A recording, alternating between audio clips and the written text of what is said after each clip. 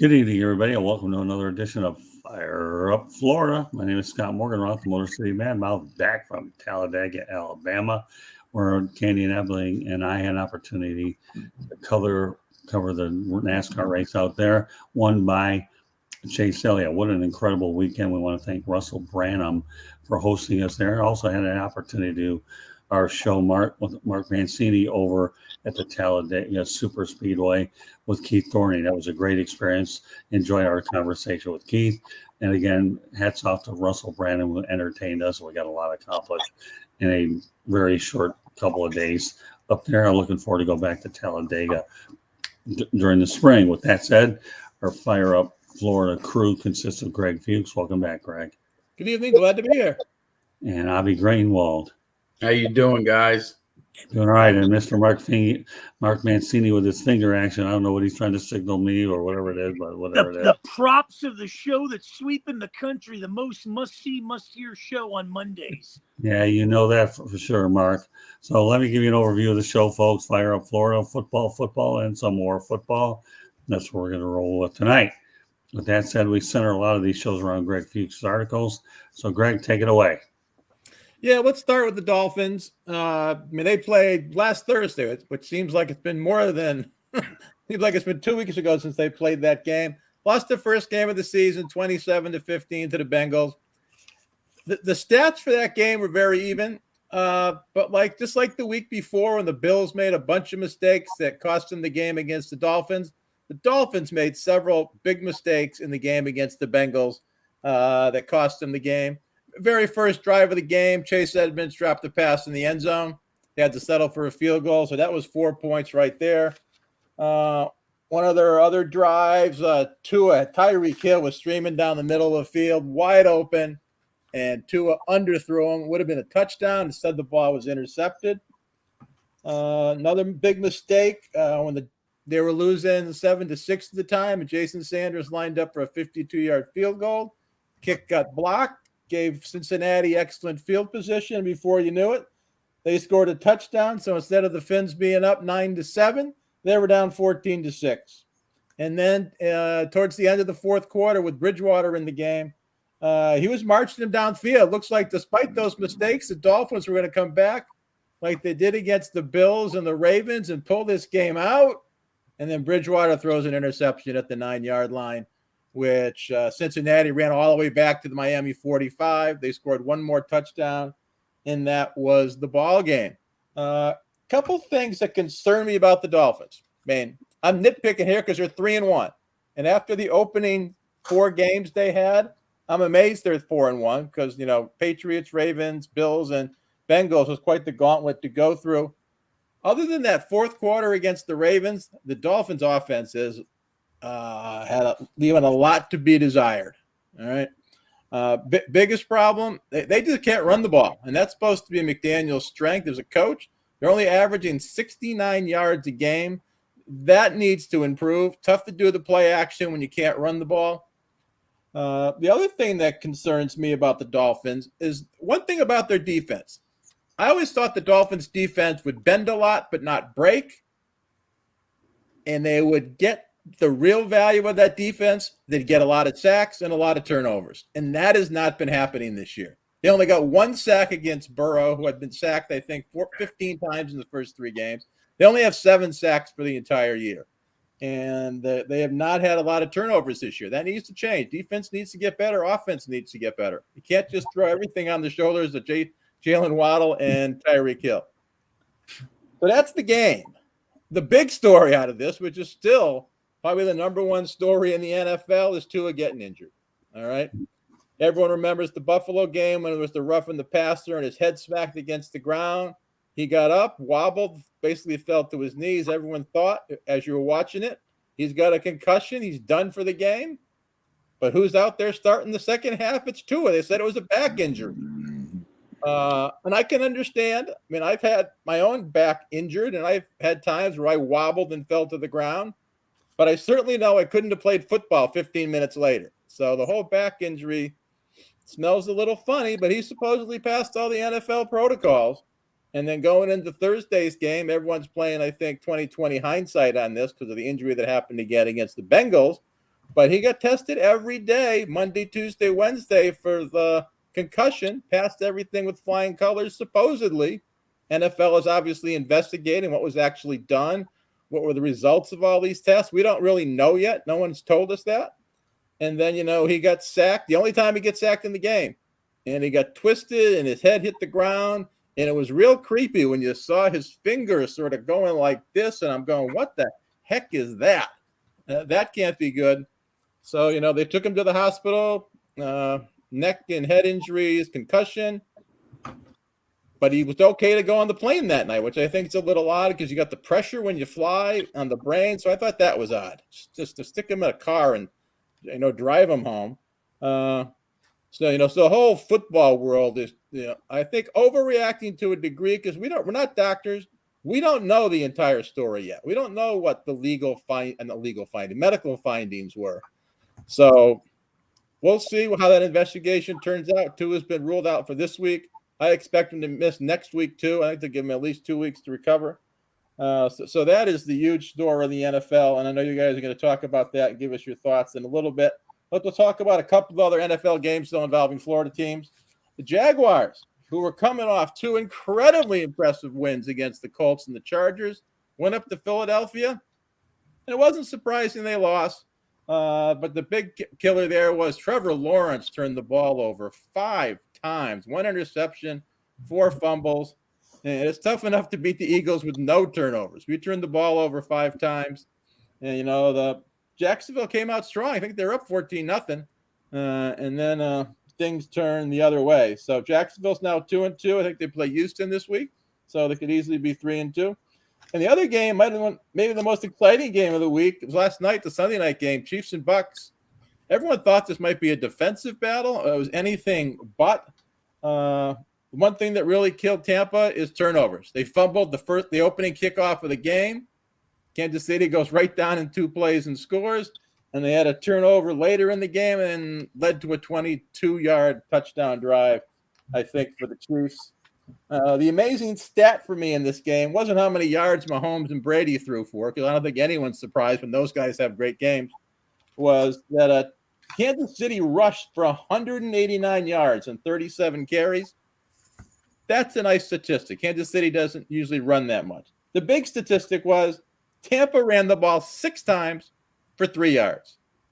And I thought the Dolphins had trouble running the ball. That is just amazing to me. And Kansas City really stuck it to them. The Tampa defense had only given up 27 points in the first 3 games, and they gave up 41 points last night. So I'll turn it back to you, Scott, so the other guys can chime in with their thoughts on those 3 games and the Tua concussion thing.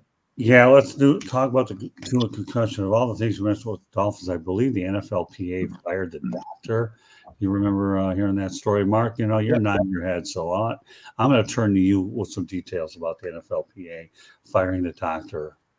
Well, I'll tell you, looking at that game, first of all, I think the NFL looks at the money more so than the player's health in this situation. He should have never been playing in that game in Cincinnati.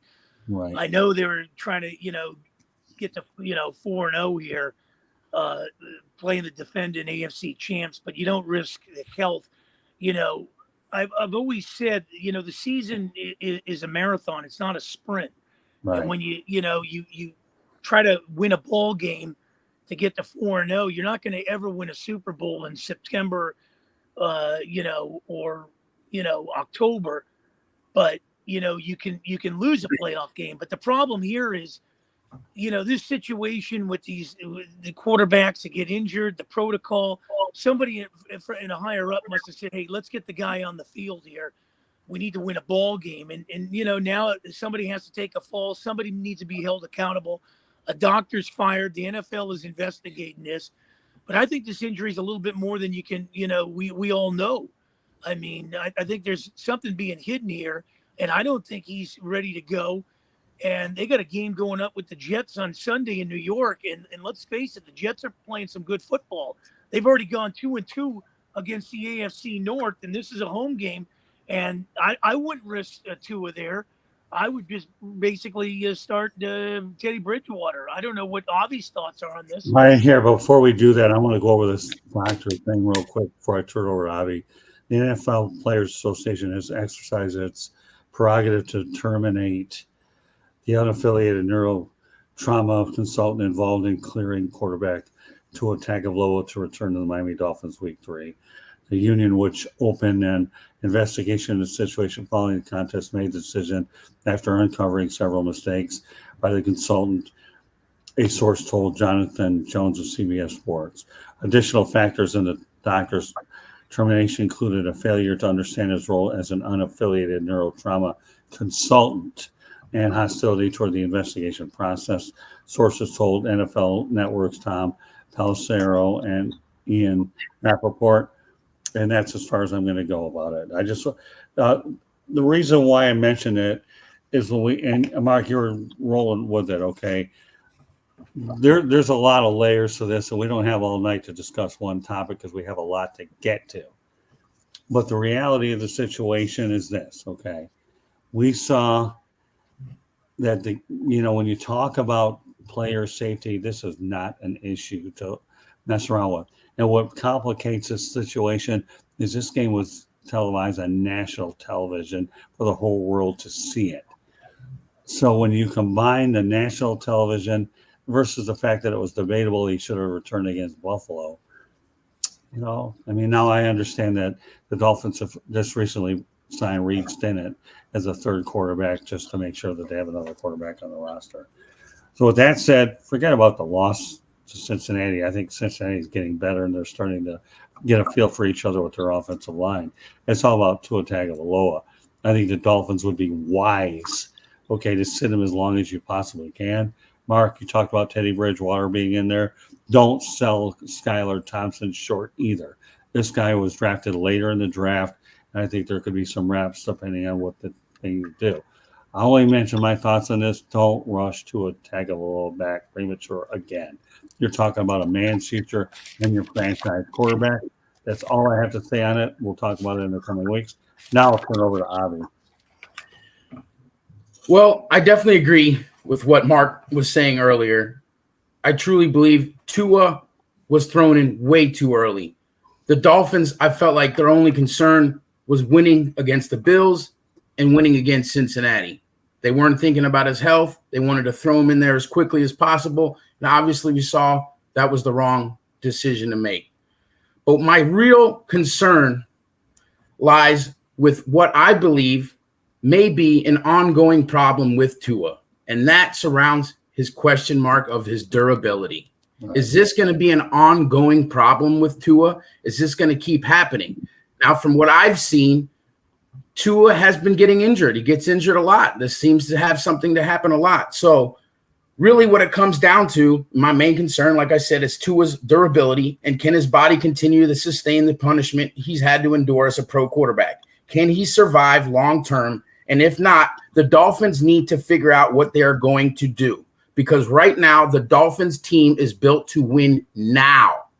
We need a quarterback that is going to lead us to winning ball games and hopefully get to a Super Bowl. And if Tua cannot stay on the field and stay healthy, we're going to have a real problem. So that's where we are now looking into see what we got is in Teddy Bridgewater. Obviously agree. I think Tua needs to stay out as long as possible. But now is the time to see what we have in Teddy Bridgewater and see if Teddy Bridgewater can continue to do and get the success that we were getting out of Tua and actually get us to continue to winning some games. Now, we do have a very easy schedule, I think, personally, coming up. The Dolphins could very easily be 10-1 in just, 6-7 weeks, I believe. I think they'll probably end up 7-3, but we'll see. But the real question is like what you just said, Scott, is the question mark with Skylar Thompson, who's waiting in the realm, waiting right now behind Teddy Bridgewater. He was the preseason hero, the MVP. We want to see what he can do. But obviously, Teddy Bridgewater is the answer. That's what we got him to do because we knew this was going to happen. Tua was going to get injured, and Teddy Bridgewater would end up coming in. So let's just see what Teddy Bridgewater can do going forward. Well, the reality is you're not going to get 16, 17 games out of them going forward. You want to talk about the reason to go 10-1? Why don't we just start to listen off the opponents while you brought it up? The Dolphins' upcoming schedule right now, you have Sunday, they're at the Jets. And then the following week, you got the Minnesota Vikings, Pittsburgh Steelers, which, believe it or not, we're going to talk about. on this show in a little while. They're at the Detroit Lions on October 30th. They get the Chicago Bears on the November 6th. And then you have the Browns on Sunday the 13th at home. So then you have a bye week, and then on the 27th of October, you got the Texans. We won't go any further than that. So those are the opponents on 10. All winnable games. Yeah, well, they are. So the reality is this. You're not going to get 16, 17 games out of them. Already rolled out one. So durability, without a doubt, is definitely an issue. All right, Greg, take it from there. Yeah, just to follow up on that thought, regards to Skylar Thompson, very impressed by him in preseason, but he was playing against second and third stringers for the most part. You also have to keep in mind, even though he's a rookie, he's not your typical rookie. He's 25 years old already. He started, I think, 47 games in college. So he's got a lot of experience. But as Avi said, the Dolphins are built to win now. Right. Okay. So unless Bridgewater also gets hurt, I don't think Thompson is going to see the field this season. And I can't imagine, even if they decide Tua is not the future of this team, I can't imagine them turning this team over to Thompson next year. Until he gets hurt. Yeah, unless for some reason Thompson has to play 4 or 5 games this year, and he plays very impressive. Well, the only thing I'll add to that is if he made the 53-man roster, which he did, that means Mike McDaniel thought enough of him to make that comment. That's it. I'm not going any deeper than that. 25-year-old, you summed it up well. So I'm with you all the way, Greg. I really am. And I don't care how good Tua is or isn't. I've already made up my mind. My biggest concern when they drafted him 3 years ago was he was injured a lot in college. So Right. how's that going to get better in pros when the guys are bigger and faster? And he's gotten injured every year he's been with the Dolphins. I don't care how talented he is. He just can't stay on the field, and you can't have that with your number one quarterback. So they need to be looking for whatever plan B is, which is far beyond Teddy Bridgewater. All right? Yeah, all about availability. Any closing thoughts on the topic, Mark, before we move on? Well, and Navi brought up some interesting points along with Greg, but the real question here is I don't think Tua can lead them to a Super Bowl, not only with the injury and staying on the field. It's just that he's too small, and that's the problem. You got to be able to see defenses. The same problem is resurfacing in Arizona. I think you got to find the next Jalen Hurts in this league to come into Miami and save the season. That's what I think you're going to have to do, whether it's in your own backyard or you got to go out of your backyard and find somebody to get you to the promised land. All right, well, let's turn this up to I-95, okay, north. And I know that drive all too well because I go back to Miami and Jacksonville a lot. I make no bones about it. I've done a lot of stuff with the Jaguars in recent years. Greg alluded to the 29-21 loss to the Eagles. 5 Jacksonville turnovers. What do you want to say? I still believe what you're saying, Mark, is the Jaguars will still have a good year. Whether they get in the playoffs, time will tell. But 5 turnovers is not acceptable for Trevor Lawrence. I do believe Doug Peterson will get that figured out. Philadelphia Eagles, I think, are definitely one of the best teams in the league. With that said, Greg Fuchs, I'll turn it over to you to talk about this subject briefly.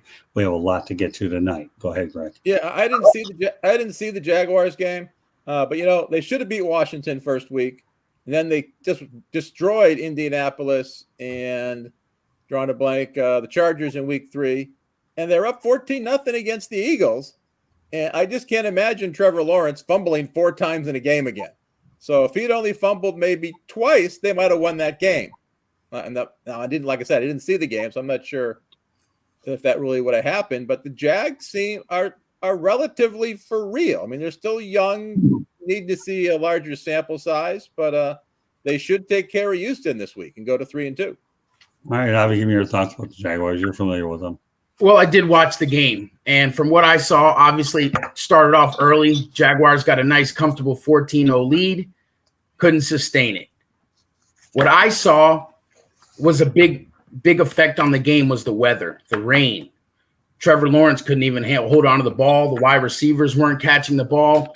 Trevor Lawrence was holding on to the ball a little bit too long. He wasn't really seeing his wide receivers quick enough, wasn't making decisions quick enough. That's what probably caused the sacks, caused some turnovers, just couldn't really get it going. Also, it seemed like the Jaguars abandoned the run early.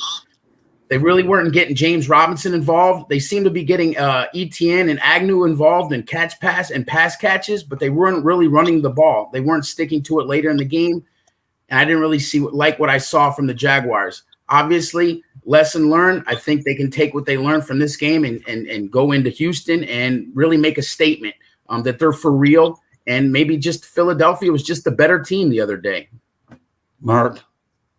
Well, I think what happened here, it was a homecoming of sorts for Doug Peterson. Right. I mean, they had a chance. They took their foot off the gas. When you had this team down 14-0, you don't want to sit there and read your, 15-minute highlight reel. But I will tell you this. I don't look at results as much as I look at progress. And this team is young. They're developed. They got guys signed. They got draft picks there. They're going to be okay. You learn from this. Sometimes you got to, get slapped in the face a couple of times and then realize what's at stake. They'll bounce back this week against Houston. But this was a tough loss. You got to put it in your rearview mirror and just, Trevor Lawrence had a game. He held himself accountable. If you looked at the press conference, he said, he let his team down. And that's what all you can ask. It's accountability and basically communication with character and integrity. And this team's not finger pointing. They know what they need to do. And Doug Peterson's the coach to lead them to that.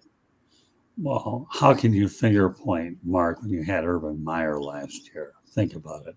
If that doesn't get any worse to me, then I really don't know what'll get any worse. And yet I believe that Urban Meyer will resurface in the college ranks. His name is being brought up for a lot of openings anyhow. Before I comment further, subscribe to the South Florida Tribune on our YouTube channel or visit www.southfloridatribune.com. And follow us on Twitter at Tribune South. To advertise, call 954-304-4941. The audio portion of the show can be heard on Spreaker, iHeartRadio, Apple, Google, Spotify, or wherever you get your podcasts. Also, if you cannot find the show on our website, just go to youtube.com, look for South Florida Tribune, and then please hit subscribe. And then you'll get all the notifications of the upcoming shows that we have, as well as other YouTube videos that I churn out on the road as well. We do a lot of stuff on the road, believe it or not. Whenever I'm on the road, I like to build the channel that way, in addition to what we do here on nights like this, having guests and so forth. So, believe it or not, some of the places I've gone to this year have been Hilton Head, South Carolina, Talladega. We're going to be putting some stuff up there, and as well as a lot of the local coverage that we have. So, please subscribe. So with that said, all I got to say about the Jaguars is Doug Peterson's a heck of a coach. They're still trying to figure it out. Remember, this team only won, I believe, a couple of games last year. That's it. So I'm with you, Mark. I personally don't. I think they'll win about 8 or 9 games this year. It's a progress, but anything they get up here, Jacksonville progress, I think will be really good. All right, let's go to the Sunday night game. This was a game that many thought would be played in Minnesota. The Buccaneers trained in Miami due to Hurricane Ian, and they were a little bit inconvenienced by all of that. But in the end, what turned out was we had a pretty good football game Sunday night out in Tampa. Greg alluded to it before. Kansas City won it 41-31. So with that said, Greg, give me your thoughts about the Buccaneers Kansas City Chiefs game. Like I said, the Bucs only ran the ball 6 times, even though they have one of the better running backs in the league, I think, in Leonard Fournette. But they were down because of those 2 turnovers I mentioned. They were down 21-3 before they knew what hit them. Abandoned it. And Kansas City is going to score at least a touchdown or 2 more in that game. All right, with Mahomes there. So I guess Tampa just said we need to throw on every single down, which is pretty much what they did, and they put up 31 points. You score 31 points, you should win the game. But Patrick Mahomes, he had a different idea, and in that game, I mentioned in my article, it was one of the most exciting 2-yard plays I ever saw in my life. I mean, it was first thing. I don't know if it was first and goal, and they're on the 2-yard line, and Mahomes ran around for what seemed like 30 seconds, just escaping the pressure multiple times. And then he starts running down the sideline. He's at the 2-yard line. Looked like he's going to just bowl his way into the end zone. And he just stopped on a dime, flips the ball to Edwards-Helaire in the back of the end zone. Just an amazing 2-yard touchdown play.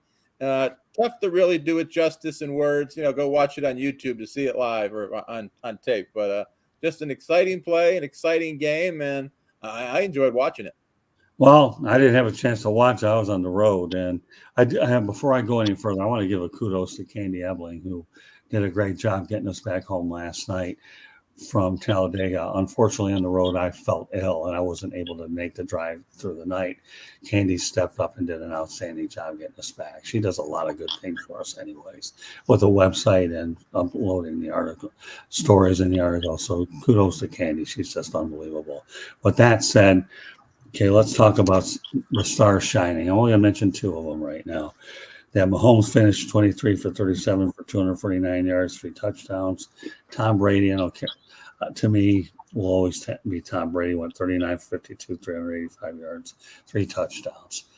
Two of the greatest quarterbacks that ever played the game. I won't give anybody GOAT, greatest of all time, because then you started getting into that conversation. You're forgetting about some of the greatest quarterbacks ever played the game. I don't like to go GOAT status on just a lot of people. Brady can make a case for the amount of Super Bowls, but the game definitely lived up to its billing as a result. So Avi, pick it up from there. Well, look, like you said, Brady looked great in the red zone. Just, he had no dip in his composure. His velocity looked great. Accuracy was great. He's as good as ever. 7 yards per play last night. Of course, he has the weapons that are really helping him. But the question is, can they stay healthy for him? Can they stay on the field? Can the offensive line step up and continue, or not continue, but actually give Brady some time? Because Brady has not been getting too much time. The offensive line has not been giving him the time.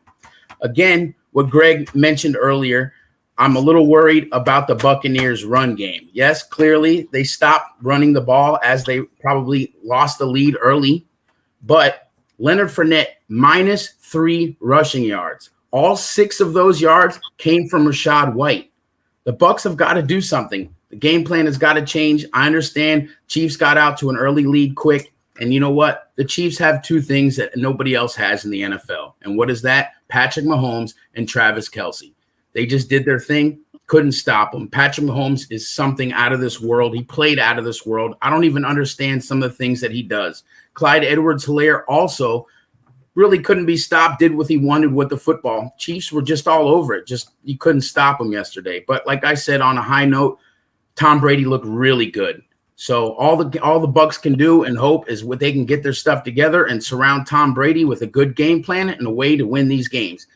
I'm not saying that the Buccaneers are going to the Super Bowl, but I think they can definitely contend. They can definitely get themselves into the playoffs, and they can really try to prove something down the road that these early losses early in the season were just maybe a fluke. Now, I also believe the Bucs have had a tough schedule these last 3-4 games. They have been playing some really tough teams. So let's just see what the Bucs do. I wouldn't get excited thinking that they're done with. I think the Bucs have a lot to prove, and I think they will prove themselves going forward. Going to the chat room, Coach Dante, what's up? Looking forward to seeing you tomorrow on Coffee and Sports. Wasn't able to make that show today because obviously I was driving back from Alabama, but I go on with Coach Dante 2-3 times a week in the morning when I have a chance. Mark, with that said, again, you're right. You talk about the fact that the one thing you can't do against Kansas City, don't get into a shootout with these guys. Mahomes, even though you lose Tyreek Hill, he'll figure it out. He'll find other people to get involved. You get into a shootout with Kansas City Chiefs, you're in trouble. All right, Mark, take it from there. Well, first of all, I think Tampa's going to come out of the NFC and represent them in the Super Bowl because when you look at the rest of the teams, I'm not sold on Dallas. I'm not sold on the Rams. I know they're defending Super Bowl champs, and I'm not sold on Green Bay. Tom Brady had a great game yesterday. What they tended to get away from was what they should have had was the blueprint that they used to beat the Chiefs in the Super Bowl when they harnessed Kelce and Mahomes there. They got away from that. That's the blueprint that should have came out for this game. But you know what it showed me is later in the game when Fournette got his legs going, but Julio Jones is out, Godwin. I mean, they're banged up. They got a big game in Tampa on Sunday for the division. Atlanta comes here. Atlanta's playing good football of late. I think Atlanta's going to be their chief competition in that division. But I'm not really worried about Tampa. This was more that Kansas City had to show themselves that they can come into Tampa and win in this stadium, more so than Tampa beating Kansas City again. So when it's all said and done, I think Tampa will go farther than Kansas City will. Good point. And I want to touch back on Avi's point about the Buccaneers schedule. First of all, the Buccaneers were at the Cowboys in week 1, and as a result, they ended up beating the Cowboys, I believe, 19-3. So week 2, they went to the Saints and ended up winning 20-10, 2 road games. They lost to the Packers 14-12. Aaron Rodgers trying to figure it out there as well. And of course, yesterday's game lost to the Chiefs 41-31. Trying to find that offense will be the key. If I understand correctly, I think Julio Jones did play yesterday. He was out there. Yeah, he was out there, but he's trying to get himself into this. You know, when I look at Julio Jones, I look at like when Antonio Brown came in New England.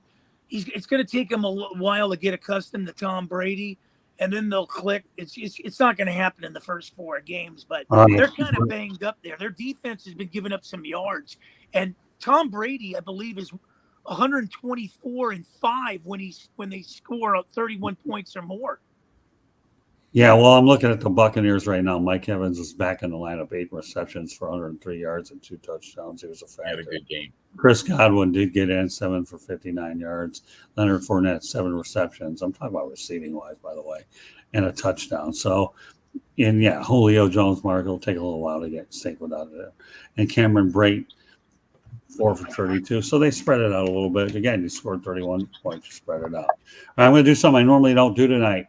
We're going outside the state of Florida, and the reason why I'm doing that is Mancini's from the Pittsburgh area, but I think it's a pertinent topic that I'd really prefer to talk about with somebody, especially when they're from a given area. So I'm going to turn it over to Mark in just a moment.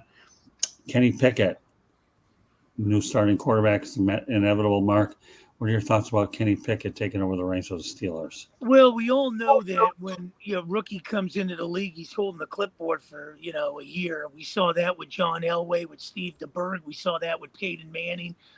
I would have liked to see Pickett hold it a little longer. I mean, Trubinsky got they didn't do nothing against the Jets. They've been struggling. They're 1-3.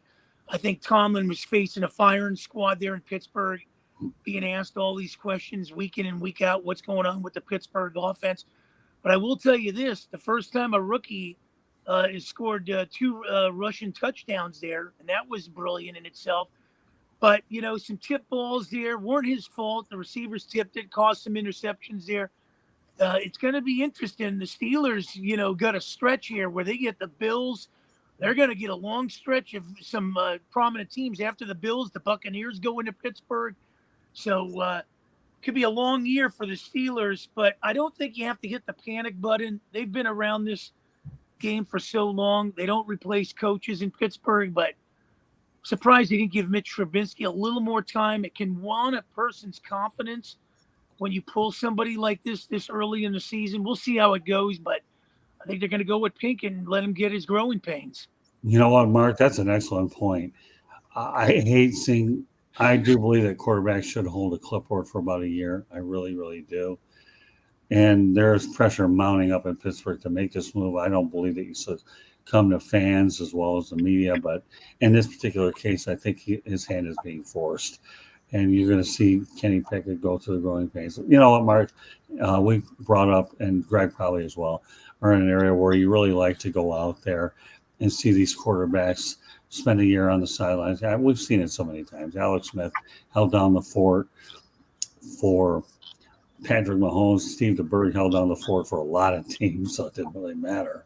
And the list goes on and on. So I agree with you 100%, Mark, that I think Trubisky should have held it down, but let's face reality. Go ahead, Mark.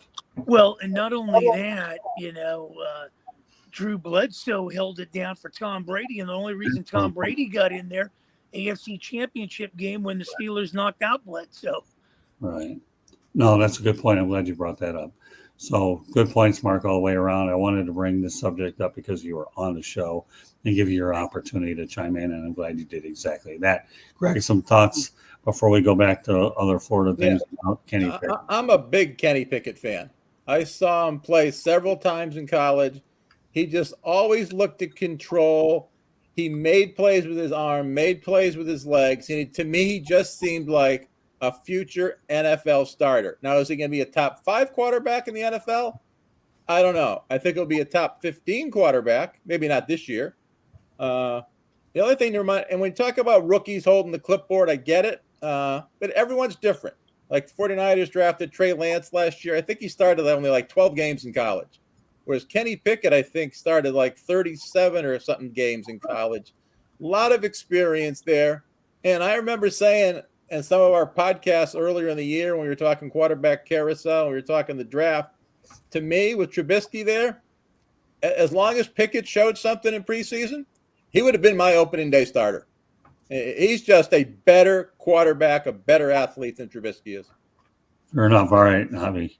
So like you mentioned, everybody's different. You could go on the list all over and over as long as it could be. But you know what? Truly, you never know. Maybe some of the guys that held the clipboard, maybe they would have been successful early. But what I'm going to say this. Check this out. Pittsburgh finally gets their local boy, right? They were supposed to pick Dan Marino back in 1983. They passed on him. It was just all theirs for the taking. But I believe it was Terry Bradshaw's final year. Final year. Or second to final year, something like that. And Pittsburgh didn't really want to make that decision on going quarterback at that situation. So Pittsburgh finally gets to pick their local boy. So it should be exciting to see what he's got. I also thought Kenny Pickett probably had what it took to be the opening day starter. But I think Pittsburgh didn't want to make that choice decision real quick. They still had somebody decent in what they had. And obviously off of what happened with Dwayne Haskins, they kind of wanted to probably stick with the veteran quarterback that they knew could do it and not rush the guy in there. Obviously, very sad what happened with Haskins. We were all wondering what maybe he was the guy, but they got him. Kenny Pickett, here they are. Let's see what happens. Pittsburgh definitely needs to get a new identity on offense. So they really need to see what they got there now. Why not? Okay, go ahead, man. Well, and not only that, we saw in Miami when David Woodley was there, and here came Dan Marino. So, Dan Marino had to take his clipboard and hold it for a little bit, and then when Woodley stepped aside. But we've seen this all the way around. Don Strock's down there and everything. I just think now with more money being passed on to these younger quarterbacks, they don't want to sit around and wait a year for them to get ready. They're throwing them in the fire well right off the bat, and you see them struggle. You see the struggles with Justin Fields in Chicago. You see it with Trey Lance in San Francisco. And you saw it with Zach Wilson in New York. I think the quarterbacks that sit and wait and bide their time, like the Lamar Jacksons that learn under a Flacco, they get that much better because they're picking up what they're seeing the field from afar on the sidelines. No question about it. But I will tell you this, though, Mark. You're talking about money being passed around to these quarterbacks. Okay, let me go ahead and add a little bit more to this situation. It isn't as much as it used to be. How much guaranteed money did Matthew Stafford get at the beginning about Sam Bradford? There's a lot more money being thrown around in the past than there is now. The only reason, so I get it. I do believe in the clipboard thing all the way. You made another example with Lamar Jackson sitting behind Flacco. So you are on target there. But there was a whole lot more money in the past before they had the rookie wage scale. But there's just a lot more impatience as well. All right, 2 more college things I want to talk about real quick before we call it a night. Miami Hurricanes have had a little time to think about what happened to them against Middle Tennessee State. I'm not getting into that. I had to watch it. I would have rather watched The Exorcist or Friday the 13th, and I didn't watch either of them anyways. And if I did, arachnophobia, but it was ugly. With that said, okay, Greg Fuchs, why don't you give us some thoughts about the Miami Hurricanes and their game against the North Carolina Tar Heels? Yeah. Canes need to get back on track, and they need to do it quickly. Yeah. I did read this today, though, that Tyler Van Dyke will be the starting quarterback, that there will be no quarterback controversy with Jake Garcia. So with that said, pick it up from there, Greg. Yeah, so the good news was the Canes didn't lose this weekend. Bad news is they didn't play this weekend. And to be honest, I have no idea what to expect from them against North Carolina. You would think after 2 weeks and after that horrific loss against Middle Tennessee State that they would come out on fire and be physical. Yeah. But I just don't know. They have problems on the offensive line, which it has been a huge problem at Miami for years now. I sort of agree with letting Van Dyke come back and start. He just played too well last year. He was a top recruit. You can't just yank him because he's had a couple of bad games. But if he has a bad first half, he's not starting the second half. Not really sure about how good North Carolina is. They're 4-1, but they haven't played anybody. Their one loss was to Notre Dame, and their wins were over Florida A&M, Appalachian State, Georgia State, and a Virginia Tech team, which I don't think is that good. So I'll be very curious to see how the Canes look this Saturday at Hard Rock Stadium. Avi, some quick thoughts on this one? Well, I'll tell you what. This is an absolute must win for Mario Cristobal. He has to win this game. Needs this win more than anything. I don't care if it's by 1 point or 100 points. They need to get this now. After losing those embarrassing losses to Texas A&M and Middle Tennessee, this is it. The Canes just can't afford to do it anymore. If they want to get any kind of momentum, any kind of confidence out of their players, they're going to need to win this ball game. If they don't win it, I really don't know what to say about the Canes going forward. Fair enough. All right, Mark, some quick thoughts about this one? Well, you know how I look at Mario Cristobal. He had a great situation. He could have been in obscurity in Oregon. He decided to come to Miami. When you get in these hostile environments where they have a tradition of winning, like Notre Dame, like Texas, like LSU, and if you don't produce, they'll give you a pass for a little bit. But then the lynching squad comes out, man, and they get you out of town real quick. That leash is getting shorter each week. I don't know. And like Avi just said, this is a must win, whether it's by a point or 100. He's going to win this game this week. He don't want to face a firing squad asking negative questions to him each and every week. So I don't know. Yeah, I go to as good as mine. I go to those post-game availabilities, and Cristobal takes his time before he has to face us. So I'll be curious to see which Miami Hurricanes team shows up. I know Bethune-Cookman and Southern Mississippi are the worst examples of what to see if you're looking to evaluate your team. Losing to Texas A&M, they self-destructed there. And I'm sick and tired of hearing about the Middle Tennessee State game, so I'm not saying any more about it. I'll protect my voice because I'm going to need it the rest of the week, but I will not talk about Middle Tennessee State. But I will tell you one thing. You know, the Canes are smart. They give Cristobal enough cooling off time so he knows what we're going to ask and gets addressed to that early. Go ahead, Mark. Well, they pay coaches big money. We've seen it out here with USC, with Lincoln Riley, and they paid Cristobal big money to come down there and resurrect that program. So, you know, this falls on, you know, the coach, whether they're playing Bowling Green, Middle Tennessee State, or Florida State. He has to have these guys prepared. And I've seen 2 games where back-to-back, they haven't been prepared to play football. Well, I'll say this before we move on to FSU Wake Forest. If there's a guy capable of turning the Miami Hurricanes program around, I do believe strongly in Mario Cristobal, and I'll leave it there. Okay. Last college game I want to talk about, Greg, and you can go over a few basics on this one. Florida State University against Wake Forest. What did you get out of this thing? Yeah, just one quick story first. I went to a meeting the other day, and I had a University of Miami shirt on. Only like 10 people there. And the person sitting across the table from me goes, "Nice game on Saturday. Oh, by the way, I graduated from Middle Tennessee State." What are the odds of that? Yeah, well, obviously the odds of it were good enough because you mentioned it tonight and it happened. All right, on to FSU. FSU started off 4-0, including a win over Utah. They lost their first game. Shouldn't be ashamed about it. Wake Forest has a pretty good team. The game was close most of the time. And like a lot of football games, it all comes down to who makes the most mistakes. There's only one turnover in the game, led to a Wake Forest touchdown. And Florida State committed 11 penalties for 96 yards. You're not going to win many games when you do that kind of stuff, especially against a very good Wake Forest team. Yeah, I like the way that the coaching situation is going up there. Is it Mike Norvell? Mm-hmm. Yeah, he's doing a good job up there. I think the Seminoles will get it right with that hire. Sometimes you don't get instant results right away. I understand it. I totally do. But I believe that FSU got that coaching situation right. Obviously, some quick thoughts. Yeah, tough loss to Wake Forest after such a strong start to the season. FSU giving up 3 drives of 75 yards plus that led to a TD means the defense was just getting tired. It was on the field for too long. Like Mark like Greg, I'm sorry, had mentioned earlier, they have to cut back on penalties. 96 yards they gave up on 11 penalties.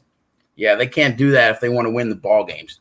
Way too many mistakes. Like they said, they started off strong, but then after that, it kind of went downhill. FSU just didn't have any playmakers to step up against Wake Forest. So if you're going to need playmakers to step up against a team like that, so we'll see. FSU just really couldn't get it done. Close game, but they couldn't finish it. Mark? Well, I think in college football, my always slogan has been good teams win at home, great teams win on the road. And you're seeing that in college football with some of these top echelon teams winning on the road. So that's the key, is going in these hostile environments and being able to win. Okie doke. Well, good show tonight with you guys. Enjoyed it. Everybody had something to bring to the table. Good stuff. I'll be at the Marlins game tomorrow against the Atlanta Braves. Looking to get down there one more time. Automatically, as everybody knows, I'll not be returning as a Marlins skipper. We'll be curious to see in the coming weeks who they're going to bring in. We won't talk about that tonight. But anyway, I do want to go out there and send a special shout out to Russell Branham, who obviously is in charge of the Talladega track, Miami Homestead, which I'll be doing some stuff with him. He also handles Daytona for hosting us over the weekend. Chase Elliott emerges the race winner. I'm wearing a Hendrick Motorsports cap tonight because in Victory Lane, they were throwing hats out there, deflected, and my left hand got my hand on it, and I grabbed it, and that was it. And I actually have a picture with Jeff Gordon wearing that hat as well. I'll put it on social media at some point. It was neat. But the NASCAR experience was fantastic, and Russell Branham, I thank you very much for doing it. It was really good stuff.